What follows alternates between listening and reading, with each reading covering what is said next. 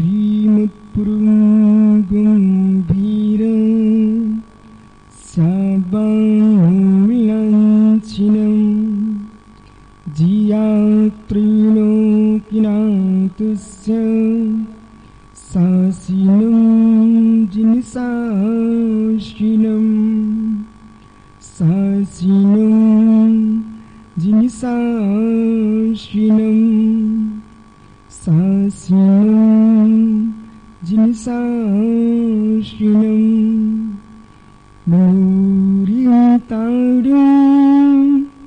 नमो सिद्धारं नमो आर्याणं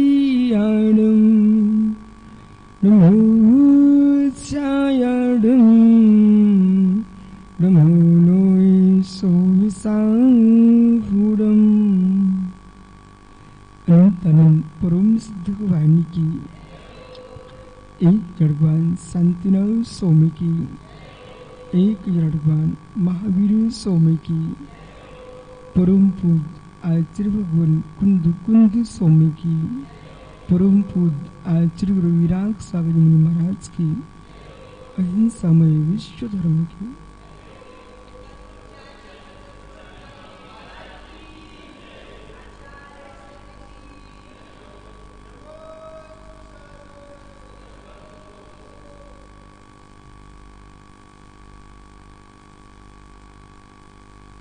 बंधु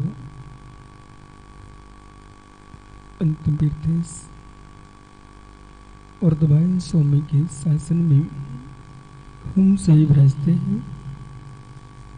तीर्थंकर जनन की पीयूष देशना जनेन्द्रवाड़ी मनुष्यों जगत कल्याणी है। यह सर्वज्ञ शासन नमो सुशासन जयवंतो मित्रा सुरबन संस्कृति। भगवान सर्वज्ञ देव ने वस्तु के वस्तु पर जो जगत को एक दृष्टि दे है वह अपने आप में पूर्ण सत्यार्थ है। जो सत्य को जान करके सत्य को भेद करके सत्य को समझ करके सत्य पर चला है वही मित्र सत्य को सत्य रूप में व्याख्यायित कर सकता है। जिसका वेदन नहीं है जिसका बोध नहीं है वह भूतान तत्व की प्रार्थना करने में असमर्थ है। इसलिए वेदक भाव से युक्त होकर के जो जीव उपदेश कर रहा है ऐसा भव्य जीव ही तत्व उपदेश करने का पात्र है। तो उस पात्र की योग्यता के अनुसार ही श्रोता की दृष्टि खुलती है। विशिष्ट विषय को समझना ज्ञान आत्मा का धर्म है। ज्ञानात्मक आत्मा है ज्ञानात्मक आत्मा है। ज्ञानात्मक आत्मा होने पर भी ज्ञेयों की आवश्यकता है। ज्ञानात्मक आत्मा के होने पर भी पीयूष विशेष दृष्टि का विषय पकड़ना। भगवान सर्वज्ञ देव को दिव्य धुनी की क्या आवश्यकता थी? वे तीर्थंकर भगवंत अपने तत्व ज्ञान में लीन होकर के केवल्य की आनंद लेते हुए अनंत सुख को वेदते हुए निर्वाण को प्राप्त करते हैं। सर्वज्ञ के ज्ञान में यह भी ज्ञातव्य विषय है कि जगत में छदमस्त जीव भी हैं, क्योंकि वे सर्वज्ञ से सर्वज्ञ नहीं हुए, असर्वज्ञ से ही सर्वज्ञ हुए हैं। जो जीव सर्वज्ञ हुआ है, परमात्मा हुआ है, वो परमात्मा पद से परमात्मा नहीं हुआ है, सर्वज्ञ पद से सर्वज्ञ नहीं हुआ है, असर्वज्ञता में ही पूसा करके सर्वज्ञ हुआ है। साध्य जो होता है साध जो होता है वो असिद्ध होता है। सभी ध्यानस्थ हो जाओ और समझने की कोशिश करो। साध जो होता है वो असिद्ध होता है, असिद्ध ही साध होता है। लोई को रोटी बनाया जाता है, रोटी को लोई नहीं बनाया जाता। असिद्ध नहीं होगा तो साध्य नहीं हो सकता। जो जीव सर्वज्ञ नहीं था उस जीव के लिए सर्वज्ञता साध्य थी। जो जीव सिद्ध नहीं है उसके लिए सिद्ध पर्याय साध्य है।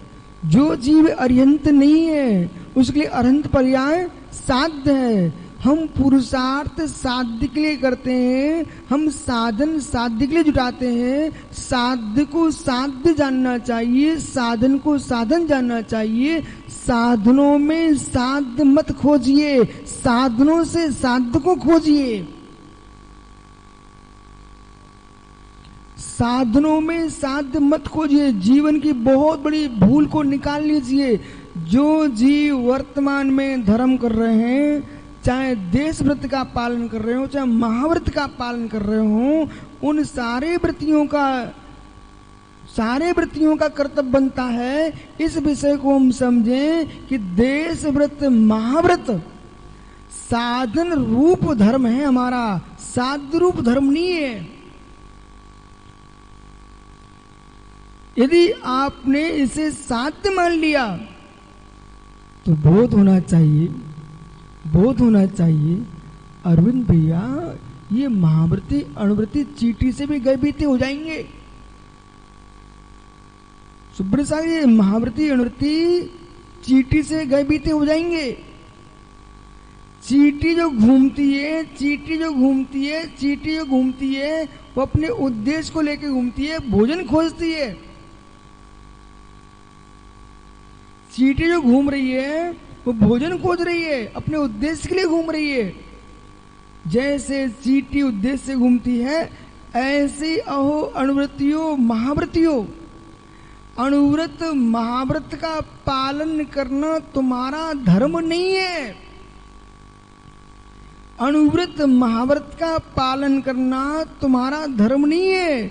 अणुव्रत महाव्रत का पालन साधन रूप धर्म है, लेकिन साधन रूप धर्म जो तुम्हारा है वह साक्षात धर्म और परोक्ष धर्म, दो धर्म पर लक्ष्यपात करो। कठिन हो सकता है लेकिन आपको समझना चाहिए। प्रत्यक्ष धर्म, परोक्ष धर्म, प्रत्यक्ष धर्म, परोक्ष धर्म, साक्षात धर्म, दूरवर्ती धर्म, निकटवर्ती धर्म, दूरवर्ती धर्म। ज्ञानी भोजन बत ऋषभ भैया भोजन बत। पंडित जी भोजन का साक्षात फल, पारंपरिक फल, भोजन के दो फल होते हैं। भोजन के दो फल होते हैं, साक्षात फल और पारंपरिक फल। साक्षात फल स्वाद आ रहा है, कंठ में स्वाद आ रहा है, आनंद आ रहा ना। थोड़ा दूरवर्ती पेट भर रहा है,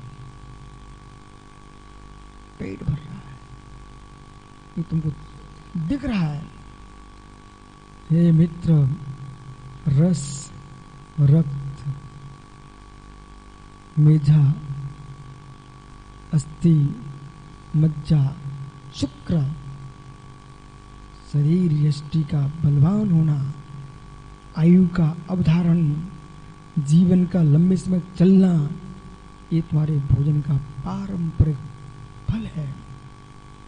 बराबर इसी प्रकार से जितनी मनीषी हमारे भारत वसुंधरा पर 8 वर्ष की उम्र से लेकर के 100 वर्ष से 120 वर्ष की उम्र तक के साधुगण हैं, उन सबको तेरी रूपता का बोध होना चाहिए, तेरी रूपता का बोध होना चाहिए।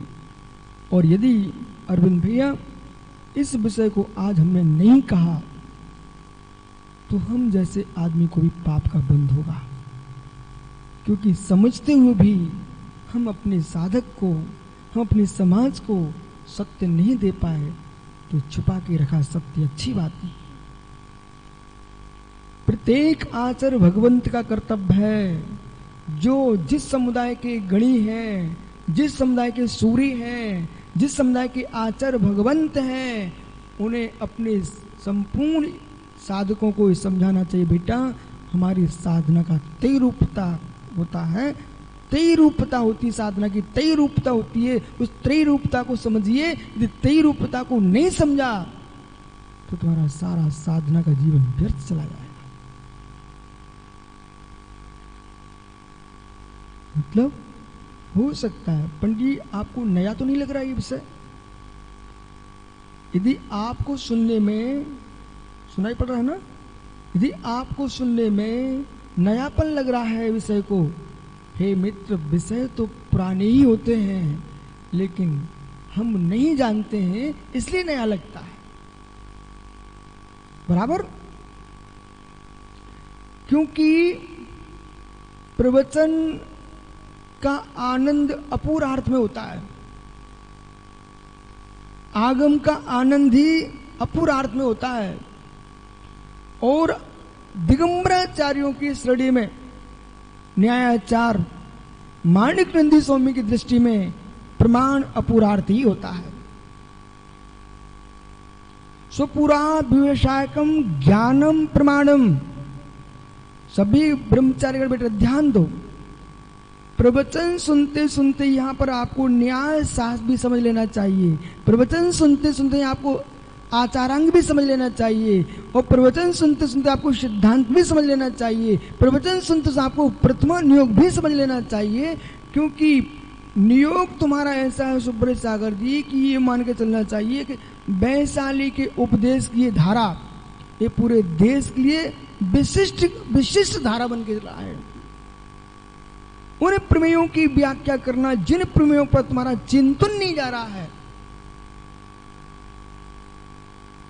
असिद्ध को साधना हमारा साध्य है, और हमारी साधना तेई रूपता रूप है, तेई रूपता रूप हमारी साधना है। मैं व्रती बना हूं, मैं व्रती बना हूं। ठहरिए, शौक से कि कष्ट निवारण के लिए, शौक से कि कष्ट निवारण के लिए शौक से व्रती बने हो तो व्रत तुम्हारे भंग हो जाएंगे। शौक से व्रती बने हो तो व्रत भंग हो जाएंगे, क्योंकि आप सब युवाओं को मालूम है बेटा, अंकित शौक आता है वॉलीबॉल खेलने का, गेंद खेलने का। जब शौक गेंद खेलने का आता है, थक जाता है तो बच्चा उसको रख देता है। फिर तुमको शौक आता है गिल्ली डंडा खेलने का, तो गिल्ली डंडा खेलने का जब शौक आता है तो जब थक जाते हो उसको भी रख देते हो, तब तक कोई नया खेल खेलते हो। ऐसे बेटा तुमने शौक से व्रती बने हो तो शौक की सीमा है, उस समय पूरा हो जाएगा, तुम व्रतों को रख दोगे। इसलिए हमें देखना एक बार मुनिराज बन के, हमें देखने को व्रती बन के कैसा लगता है वह तुमने अनुभव कर लिया। तो क्या जैसे किसी व्यक्ति ने कोई कपड़े पहने और कपड़े पहने शौक से और देखने के लिए कैसे लगते हैं, और जब शौक पूरा होगा तो उतार के रख दिए। जैसे वस्त्र पहन करके शौक पूरा करके उतार के रख दिया जाता है, आभूषण पहन करके उतार के रख दिया जाता है, ऐसे अणुव्रत महाव्रतों को स्वीकार करके उतार के नहीं रखा जाता है। ये वो भेष है, ये मुद्रा है, वो ड्रेस है जिसको पाकर सीधा मोक्ष जाया जाता है।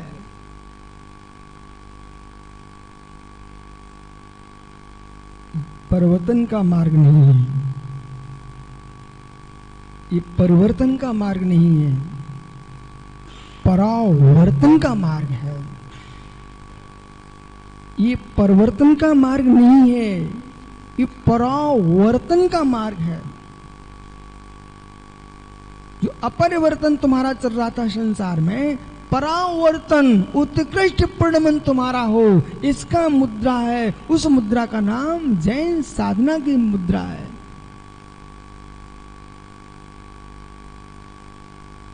पुनः आइए, शोक से अनुव्रत महामृत धारण किए कि शोक दूर करने के लिए अनुव्रत महामृत धारण किए। शोक दूर करने के लिए कर्मों से पीड़ित थे, उन कर्मों से मुक्त होने के लिए अनुव्रत महामृत धारण किए। आनंद की लहर प्रारंभ हुई थी उस यहां से। हे मित्र, मालवा से 3 युवा यहाँ आए, भिंड से 10-12 युवा यहाँ आए। इन युवाओं से अरविंद भैया पूछना, यात्रा में कितना कष्ट होता है, किस प्रकार से तुम गाड़ी में चल के आए हो, कितनी परेशानियां झेल के आए हो, तुम आए क्यों? ऐसा प्रश्न करो। आप स्वयं से भी प्रश्न कर सकते हो, आए क्यों? इतना मेरे पास समय नहीं है, आप लोग प्रश्न कर लीजिए स्वयं से, आए क्यों? उत्तर यदि आपका निकल आया हो तो मुझे बता दो। हे मित्र, दर्शन करने की भावना जब उत्पन्न हुई थी, तुम्हारा कष्ट प्रारंभ हो चुका था।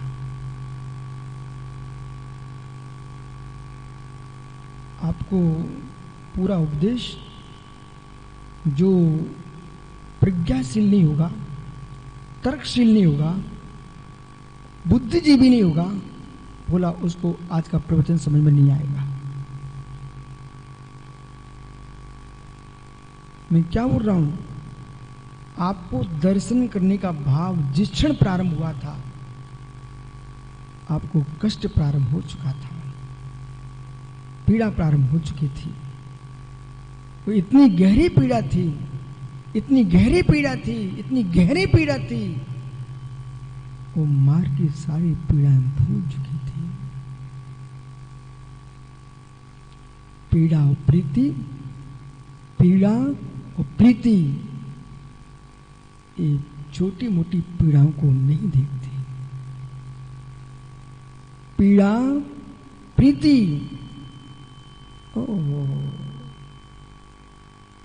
यदि किसी पुरुष से कहा है, ईशांत भाई, ईशांत भाई, ये अरविंद की एक पोटली है, उसको सिर पर रख करके आप भिलाई छोड़ सकती हो क्या? बोले महाराज जी, कैसे संभव मैं किसी का भजन ढोऊं? लेकिन मित्र, एक जननी बनने की भावना से भरी स्त्री, जननी बनने की भावना से भरी स्त्री, उसे मालूम रहता है गर्भ धारण करूंगी तो मुझे पीड़ा होगी। उसे मालूम रहता है गर्भ धारण करूंगी तो मुझे पीड़ा होगी, और 9 मास तक सिर पर नहीं, पेट में लटका के घूमना पड़ेगा मुझे। ओहो, हर एक नारी को मालूम रहता है कि गर्भ की पीड़ा होती है, जब प्रसूति होती है उसमें की पीड़ा उसे ही मालूम रहती है। लेकिन तब भी उसे दिख रहा है अपने घर के आंगन में तोतली आवाज में बोलता बालक। संसार में संसारी प्राणियों के लिए जिसने दाम्पत्य जीवन जिया हो, वो अपने बच्चे की तोतली आवाज न सुनी हो, उसका दाम्पत्य जीवन व्यर्थ है। अदमेरा जिस पुरुष ने शादी कराई हो, वो घर के आंगन में बच्चे खेलते नहीं मिले उसका जीवन व्यर्थ है। जैसे मित्र घर के आंगन में बच्चे खेलते ना मिले, उस स्त्री उस पुरुष का जीवन व्यर्थ होता है, ऐसे जिसके मुनि बनने पर आत्म घर में चिदानंद ब्रह्म स्वरूप की अनुभूति के बच्चे खेलते ना मिले, उसका मुनि बनना व्यर्थ है।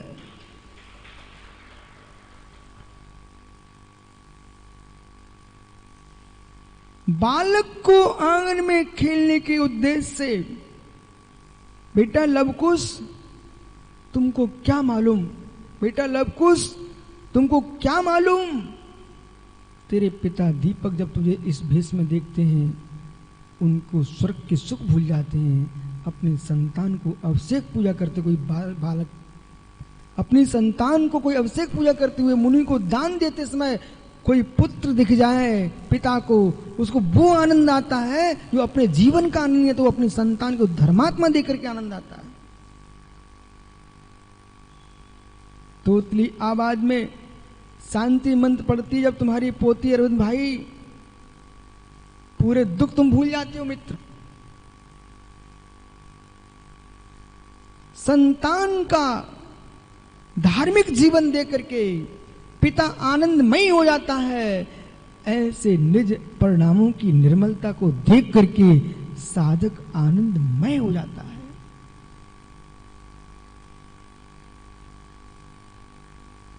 कष्ट में थे आप,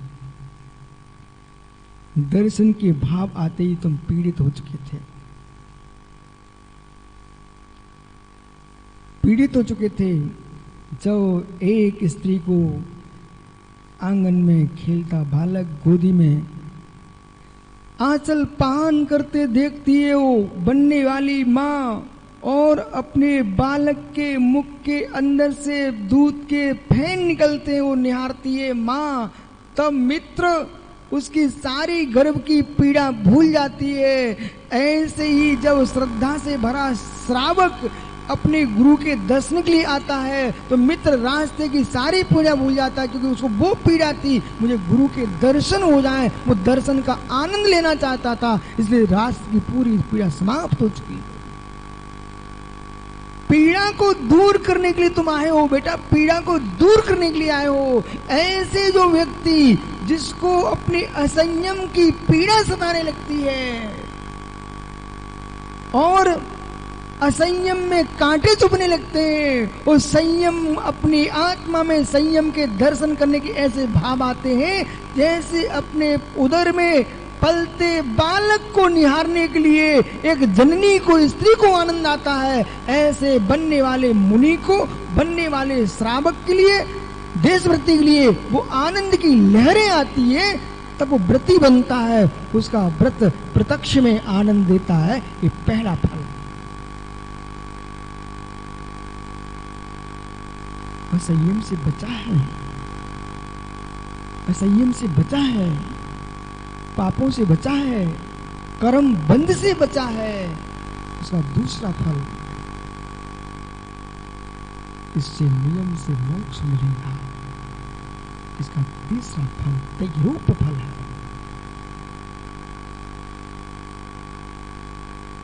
यदि आप कहें कि हम तो महाराज जी बन गए हैं, अब बेटा आगम कहेगा, महात्मा विष्णु सागर जी अब करो ज्ञानी निर्णय, ज्ञान पूर्वक चारित्र,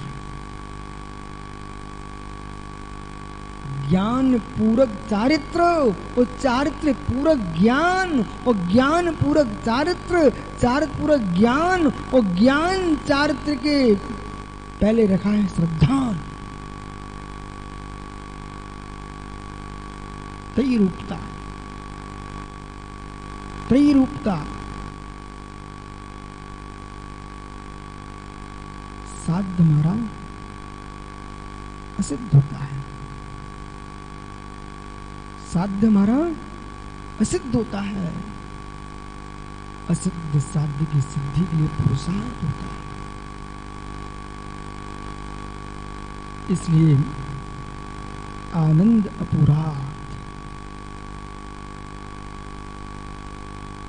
आनंद अपुरार्थ, अपूर्व कण गुरस्तान अपुरार्थ को ही कह रहा है।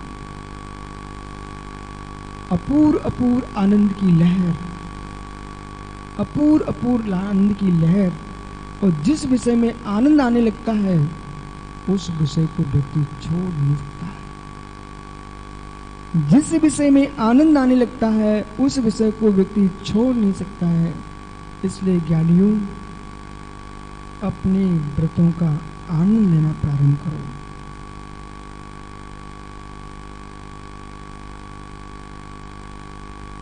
बाटल में शीशी में भरा दूध, सील बंद, और जो हाथ में हो सकता है वो दूध की पात्र, हाथ में हो सकता दूध का पात्र। दुनिया से कह सकते हो मैं दूधवान हूं, तो स्वादवान नहीं हो।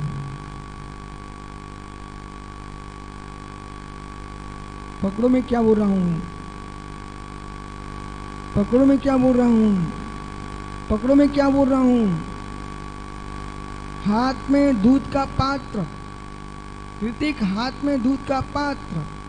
आप कह सकते हो देखो चेतन, देखो ज्ञानी, देखो मैं, देखो यश, मैं दूधवान हूं। बेटा तुम दूधवान हो सकते लेकिन स्वादवान नहीं हो।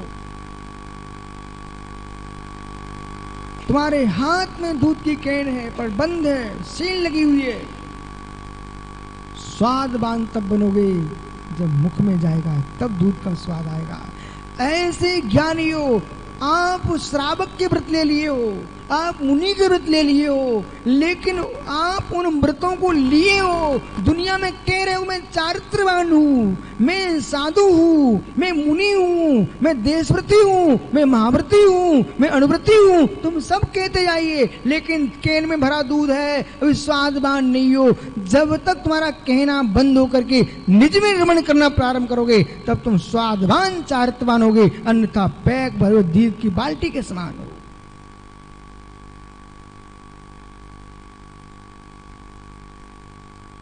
आनंद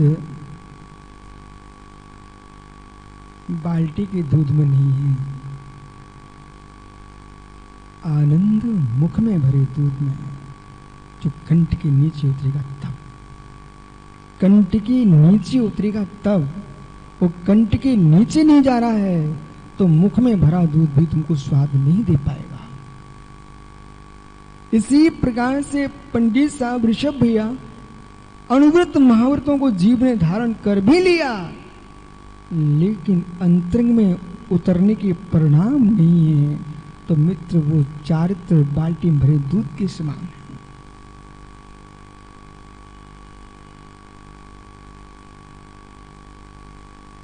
वस्तु का आनंद, अमृत भी तुम्हारे पास रहे, मुख में नहीं जाएगा तब तो स्वाद नहीं आएगा। अमृत भी आपके पास है, मुख में नहीं जाएगा तब तो स्वाद नहीं आएगा। इसी प्रकार से हमने साधना को तय रूपता में रखा है। वो साधना जो तय रूपता से भरी हुई है, पुनः पीछे आइए। साधना साधना साधना साधना साधना साधना साधना साधना साधना साधना। आत्मन सुन लो, भी नियोग है। कहीं पिच्ची कमंडल आ गए और पिच्ची कमंडल के मद में तुम प्रभावना के मद में फूल गए तो आज का प्रवचन नहीं सुन पाओगे। तुमको मेरा प्रवचन जहर लगेगा। बोले क्यों? हम करना चाहते बाहर का काम, आप सुना रहे भीतर की बातें। बोला तो तुमको समझ में आ ही नहीं सकता। अब तू ऐसा बोलोगे कि ऐसा कोई हो ही नहीं सकता। बंध्या से मत कहो सुत कैसे होता है। वो तो यही कहती कि संतान होती नहीं है, परंतु बंध्याओ तू बंध्या है, इसका मतलब सारी नारियां बंध्या नहीं है। जिसको साधुपने का स्वाद नहीं आ रहा है, जिसको चारित्र का स्वाद नहीं आ रहा है, वो अपनी व्यक्तिगत धारणा पे जिए, लेकिन किसी को नहीं आ रहा है एक कह करके सबको बंध्या ना बनाए। ये परम सत्य बोला। परम सत्य में कोई शंका का विषय नहीं है बेटा।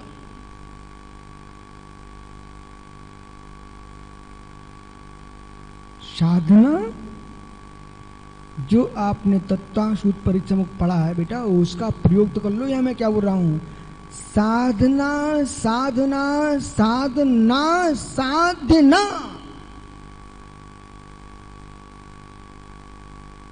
साधना साधना ही है, साधना साधना, साधना साध्य नहीं है। और जो अज्ञानी साधना में इतने लिप्त हो चुके कि साध्य का ध्यान ही नहीं ना, जो अज्ञानी साधना में इतने लिप्त हो चुके हैं साध्य का ध्यान ही ना। मैंने कहा भाई क्या कर रहे हो सागर जी? बोले प्रतिकरण कर रहा हूं। क्या कर रहे भाई साहब?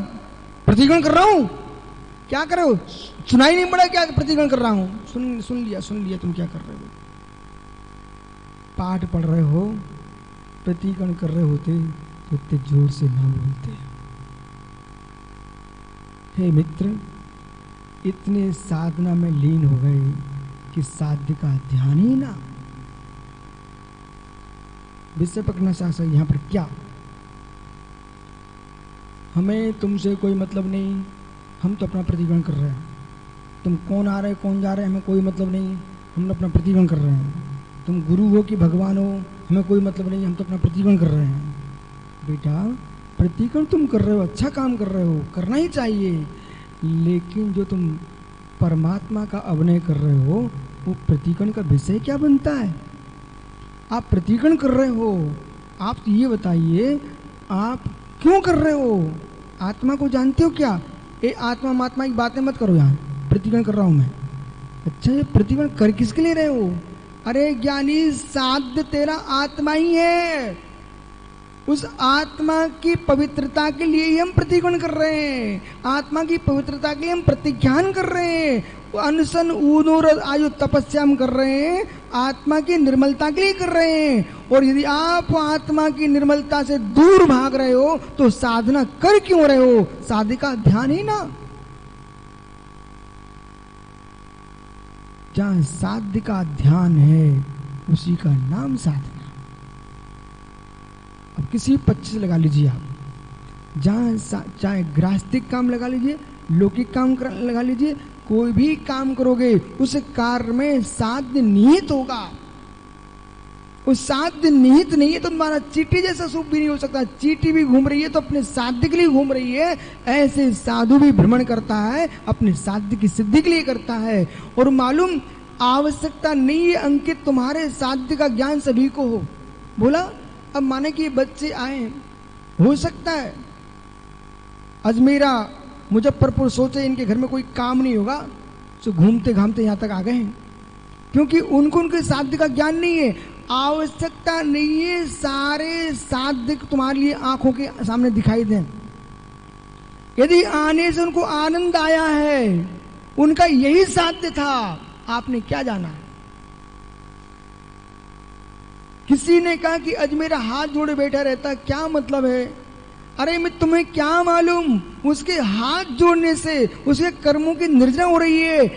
कृतिकर्म करने से असंख्यात गुड़ी कर्म की निर्जा होती। पंडित साहब यदि आवर्त कर लिया है, नमस्कार श्रोणति की कारसर पूरक और दंडक पूरक नमस्कार किया है, तो इससे असंख्यात गुण श्रेणी कर्म की निर्जा होती है। मुंड वंदना करने से उतनी निर्जा नहीं होती है। श्री धवला जी में इसकी व्याख्या की गई है, मुंड वंदना और कृतिक्रम पूरक वंदना। आगम में तो लिखा है कि नारकी के भी कृतिक्रम होता है, नारकी जीव के भी कृतिक्रम होता है, नरक में भी सम्यक दृष्टि नारकी कृतिक्रम करता है। नमोस्तु महाराज, इसका नाम मुंड वंदना, इसका नाम है मुंड वंदना, मुड़ी मुड़ी वंदना। और जिसने बैठ करके गवासन से कारुसर किया है, नमोकार चत्तार मंगल थोसो अड्ढाई दिवदो समिदेशु कारुसर पूरक थो स्वामी पूरक सिद्ध भक्ति श्रुत भक्ति आचार भक्ति पूरक फिर नमस्कार किया है आवर्त पूरक। इसका नाम है कृतिकर्म पूरक की गई वंदना। एक कृतिकर्म पूरक की गई वंदना ये जीव के लिए असंख्यात गुण से कर्म निर्जा का कारण होती है। इसलिए कृतिकर्म में अब माना कि अमित महाराज बन गए अब पिच्ची वजन दे रही कौन उठाए। आजकल तो सुब्रत सागर चलन चल गया, लोग प्रवचन भी कर रहे हैं ना, तब भी परमेश्वर ऐसे पता नहीं सर्वज्ञ बन गए, क्या हो गया। सर्वज्ञ तो हो नहीं सकते, अज्ञानी हो सकते हैं। मतलब पिच्ची उठाना चाहिए प्रवचन के समय, और पिच्ची उठा करके आपको मंगलाचरण करना चाहिए विधि पूर्वक। आप कसाय पहाड़ के करता नहीं हो, कसाई हो आप, तो बंद ना करिए। नहीं, दृष्टांत कोई दे, कसाय पहाड़ में मंगलाचरण नहीं किया, परीक्षा मुख में मंगलाचरण नहीं किया, आपको पहले पढ़ना चाहिए। परीक्षा मुख में मंगलाचरण किया, उन्होंने क्या कहा है, प्रमाण एवं मंगलम, प्रमाण ही मंगल है। और इसमें प्रमाण की व्याख्या कर रहा हूं, प्रमाण संसिद्ध्यर्थम, प्रमाण के अर्थ की सिद्धि के लिए, इसलिए मंगल है। जितने देश के श्रमणिया हैं उन्हें पिच्छी उठा करके ही मंगलाचरण पूर्वक ही प्रवचन प्रारंभ करना चाहिए।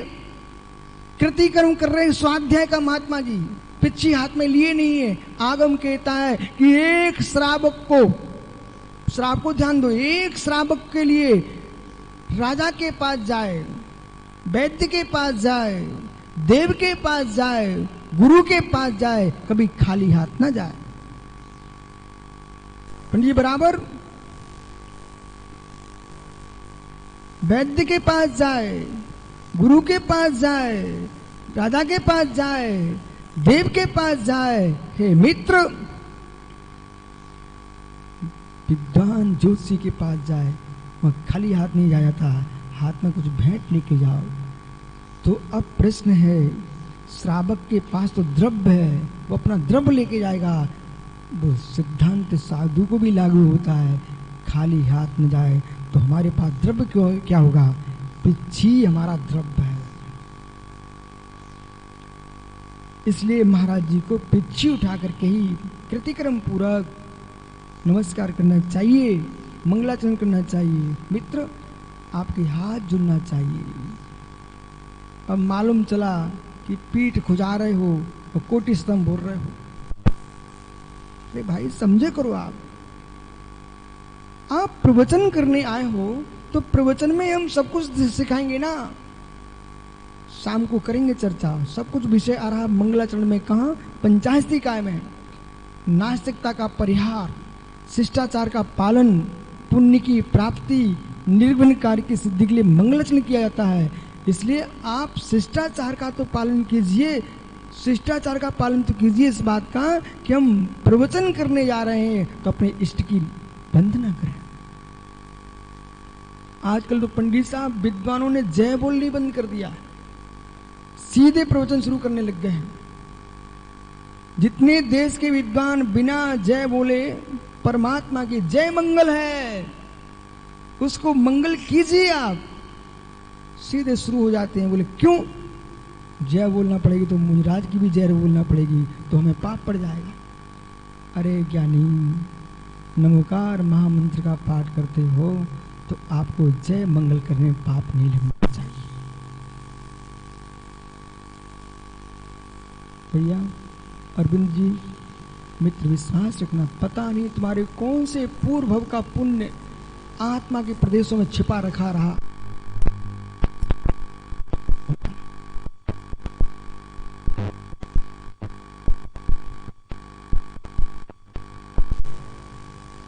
ज्ञानियों, जितने जिनवाणी सुन रहे हैं, चाहे यहां बैठ के सुन रहे हो, चाहे यंत्रों के माध्यम से अपने घर में बैठ के सुन रहे हो, ये मत सोचना कि समय पास कर रहा हूं, ये मत सोचना समय है सो मैं पूर्ण कर रहा हूं। मित्र, समय पास करने के लिए तो तुम्हारे घर में बहुत साधन है, टीवी है, दुनिया के साधन है। इस समय पास करने का साधन नहीं है। तुम यूं कहो, मेरे पास पुण्य का पास था, उसके नियोग से जिनवाणी सुनने के परिणाम हो रहे हैं।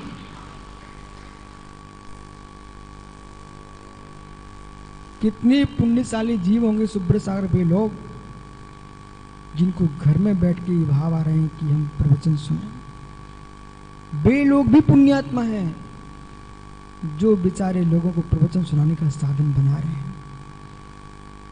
अशोक भैया कहाँ गए, अशोक बढ़िया,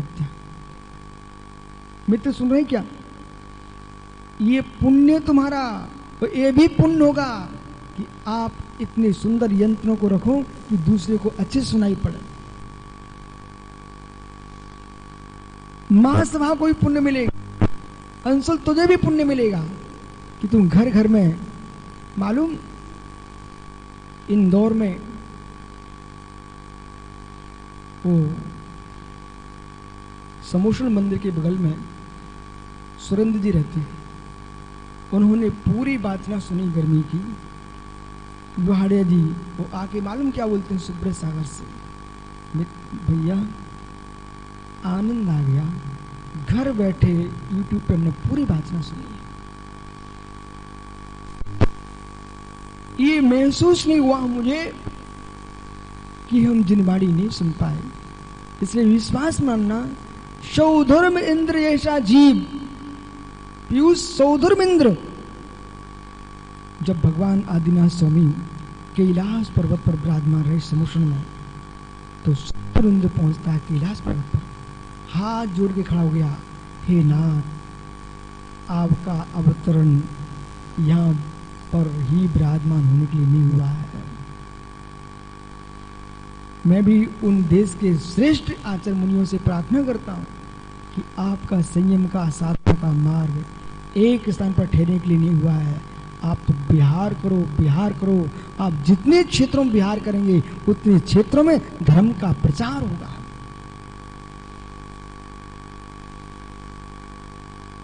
उसमें सौधर्म इंद्र भगवान तीर्थंकर ऋषभदेव से कहता, नंग सागर जी क्या कहता है, हे स्वामी आप अंग बंग कलंग कर्नाटक, तेलंगाना, महाराष्ट्र, दुनिया के क्षेत्रों में बिहार करेंगे, सारे जीव यहाँ नहीं आ सकते हैं। प्रभु आपका अवतरण जो हुआ है जिन शासन के उद्योतन के लिए हुआ है, इसलिए जितने यहाँ मुनिगण विराजमान है वो देश में विराजमान है। उन तुम्हारा अवभाग्य कि दुनिया के लोगों का जीवन पापों में लग गया। तुम्हारा जीवन जिन शासन के लिए है, तुम अपने जीवन को ऐसा जियो, ऐसा जियो कि जिसे जिन शासन का उद्योतन हो। तुम्हारा पग पग, श्वास श्वास अरहंत के शासन की प्रभावना के लिए हो। तो सच्चे साधक हो, मोक्ष तो मिलेगा ही मिलेगा। आचार्य विद्यासागर महाराज जी ने भोजपुर में एक बहुत सुंदर बात कही थी विश्व सागर हमर से। आचार्य विद्यासागर महाराज जी ने भोजपुर में एक बहुत सुंदर बात कही। बोले, बेटा विशुद्ध सागर जी, आपको मालूम है पंचम काल में मोक्ष नहीं है।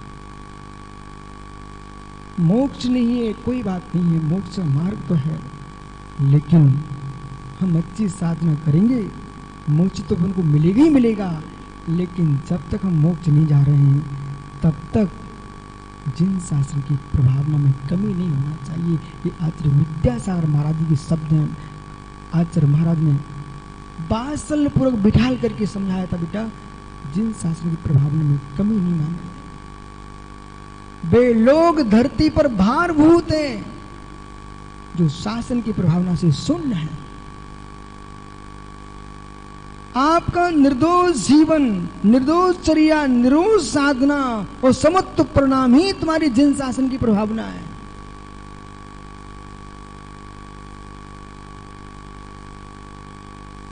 क्या हो गया आप लोगों को? भार बन के निजी है, यानी यशोधर सागरी भार बन के निजी।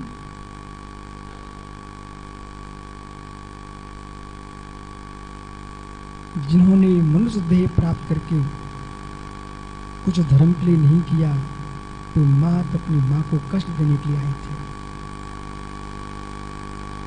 जिन्होंने जन्म लेकर के धर्म के लिए कुछ नहीं किया, वो मात्र क्रूर परिणामी 9 मास तक अपनी मां को कष्ट देने आया था। पृथ्वी पर भारभूत है,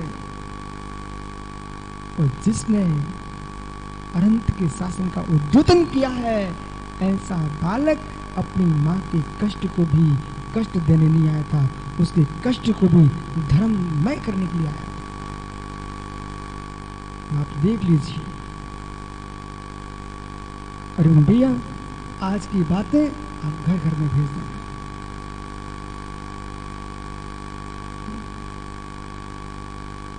साध्य की सिद्धि के लिए, साध्य की सिद्धि के लिए। मालूम अनंग सागर जी, ये मत सोचना आप, सुनो मित्र, कि महाराज जी मैं क्या प्रभावना करूंगा, मैं तो वृद्ध हो चुका हूं। भैया यही प्रभावना तुम्हारी चल रही है कि वृद्ध होने के बाद भी आप संयम में प्रमाद नहीं कर रहे हो, यही प्रभावना है।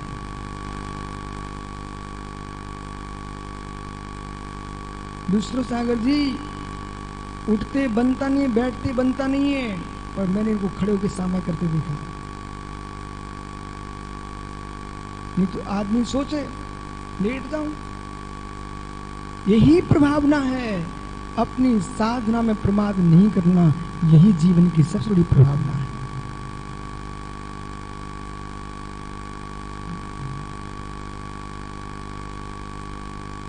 क्या हुआ? साध्य की सिद्धि के लिए साधना, असिद्ध को सिद्ध करना है, असिद्ध को सिद्ध करना है। इसलिए ज्ञानी शास्त्रों को क्यों पढ़ना? ज्ञान तुम्हारा ज्ञान है, पर तुम्हारे ज्ञान को पता ही नहीं है हम कितने बड़े हैं। नहीं समझ में आ रहा? आपके ज्ञान को मालूम नहीं है कि कितना ज्ञान है, मैं कितना विशाल हूं। दीपक पुत्र, बेटा देख, माचिस की काड़ी कितनी बड़ी होती है। माचिस की काड़ी समझ रहा क्या? माचिस की काड़ी कितनी बड़ी होती है? लकुस बालक खड़े तो हो जाओ, खड़े होकर जल्दी समझ में आता है। भगवान भी खड़े बन के जल्दी बनते हैं। बेटा माचिस की काड़ी कितनी बड़ी होती है? छोटी सी। उस काड़ी के अंदर जो रोगन रहता ना, जिससे जलती है, वो कितना बड़ा होता है। यदि काड़ी इतनी बड़ी तो रोगन कितना सा होता है। जिसे तू दियसलाई जलाता है वो कितना सा होता है, छोटा सा, जरा सा ना। मित्र, यदि रोगन काड़ी पर ही चिपका रहे, उसे नहीं पता होता है हमारा क्या प्रभाव होता है। वही रोगन जब जलता है ना, तो बेटा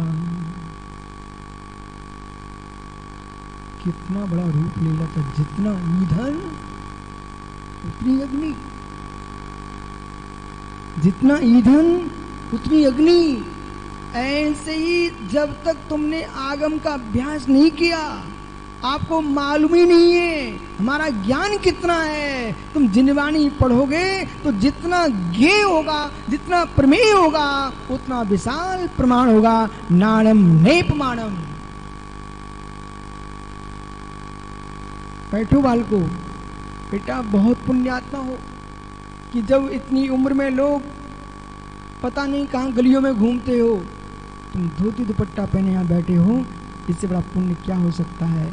इसका दुरुपयोग नहीं होना चाहिए स्वातम भाई।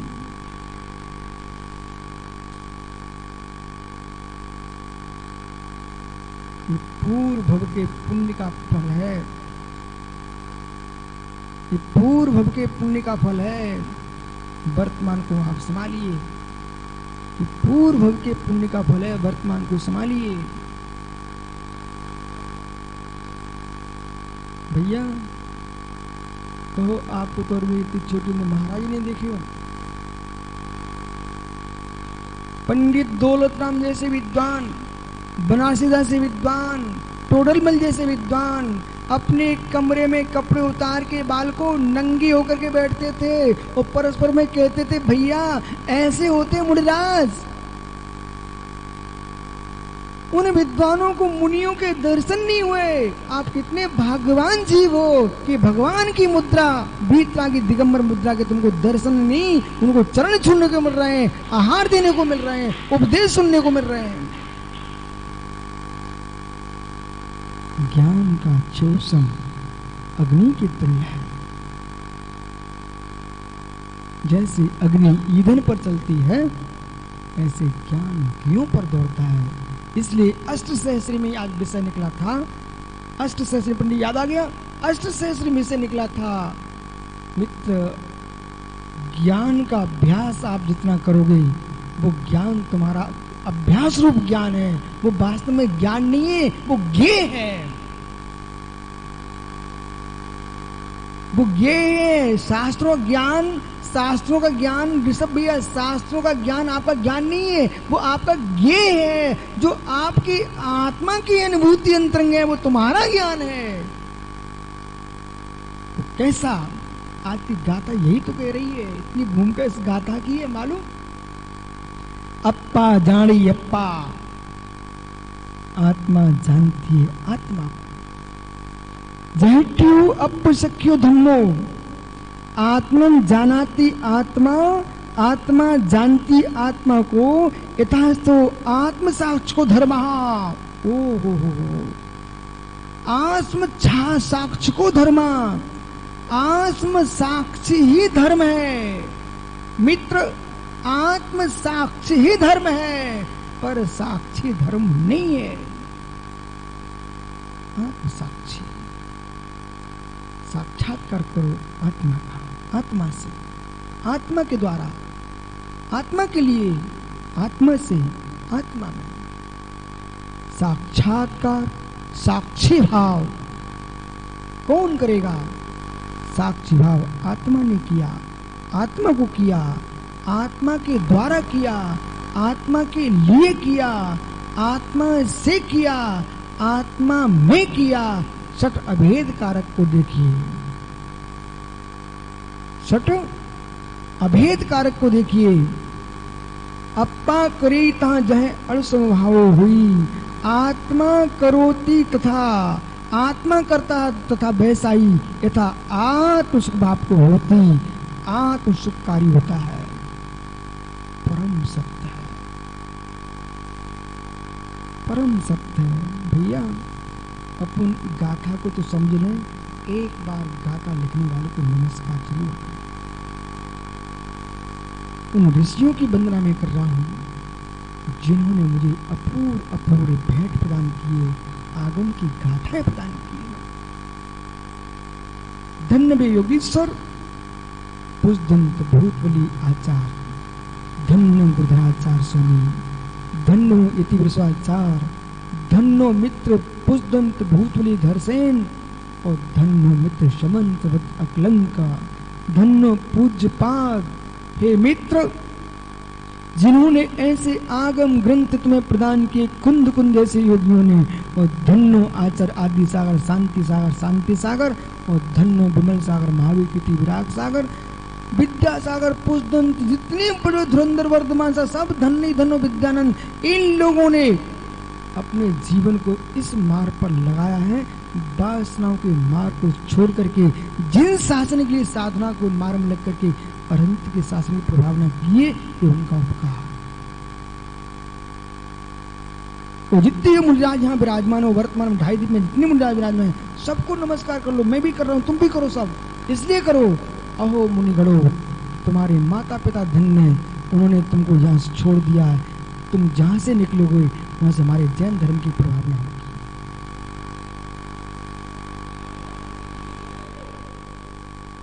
ऐसे परिणाम करेगा साधु साधु के प्रति तो अरविंद भैया बासल उमड़ेगा। और ऐसा करोगे मेरा प्रभाव ना चाहिए, तुम्हारा प्रभाव तो ईर्षा उत्पन्न होगी और तुम कुछ नहीं पा पाओगे।